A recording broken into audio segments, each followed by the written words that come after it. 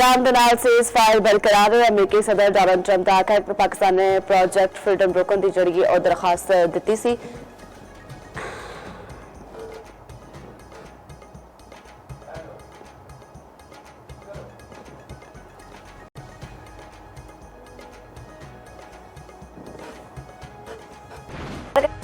ने देखा कि साड़ी मजमूई ताकत का 10% सी।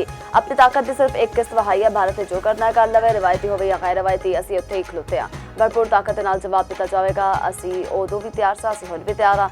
अफवाज पाकिस्तान ने भारत में टोक पैगाम आख्या कि फजाइया ते बहरिया के अफसरान के नाल न्यूज़ कॉन्फ्रेंस करते हुए DGISP लेफ्टिनेंट अहमद शरीफ चौधरी ने आख्या कि असी 1 साल पहला भारत का गरूर हरा कुछ मार दिता। मल्टी डोमेन वार विच दुश्मन नूं धूल छुपा दी। पाकिस्तान ते इल्जाम लाने वाला भारत आप सब तो वड्डा दहशतगर्द है। सियासतदान अपने मामलात गलबात के राही हल करन। पाक फौज का सियासत न कोई ताल्लुक नहीं। DGISP लेफ्टिनेंट जनरल अहमद शरीफ चौधरी ने एक बार फिर वाजे कर दिता। आखदे ने सानू आप दे नाल कौम के उत्ते पूरा भरोसा है, कौम नूं भी साडे उत्ते भरोसा है। कुछ लोग इन्हां नूं अंदर तो अवे आख्या गया है कि ये अपना काम नहीं करते। शायद 7 मई को दसिया कि असी अपना काम करना चाहते हैं। गलबात सियासी जमातों का इस्तेहकाक कि उन्होंने आपस में करना है। पाक फौज एलीट्स की रही गरीब की फौज है।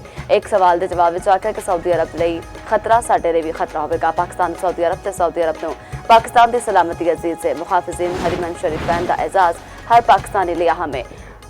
कभी उम्मीद है कि ईरान अमरीका जंगबंदी पायदार होगी, खत्ते में अमन कायम होगा। वज़ीर आज़म शहबाज शरीफ का आखना है कि जंग रखवाने लिए पाकिस्तान ने कलीदी किरदार अदा किया। ईरान से अमरीका नाल दिन रात राबते करके जंगबंदी में तोसी कराई। अमन लिए पाकिस्तान के किरदार को दुनिया याद रखेगी। फिट मार्चर दी काविशों की तारीख हमेशा याद रखी जाएगी। गिलगित बल्तिस्तान में खिताब में आख्या पंजाब तरक्की करे, बाकी सूबे ना करन, पाकिस्तान की तरक्की नहीं। जब तक आज़ाद कश्मीर से गिलगित बल्तिस्तान तरक्की की दौड़ में शामिल ना हो, पाकिस्तान तरक्की नहीं कर सकता। यह भी आख्या कि किधरे मेरिट से समझौता नहीं किया जाएगा। तरक्की करनी है तो मेहनत दयानत को शौर बनाना होगा। दाने स्कूल बनाना गलती सी तो क़यामत तक करते रहेंगे।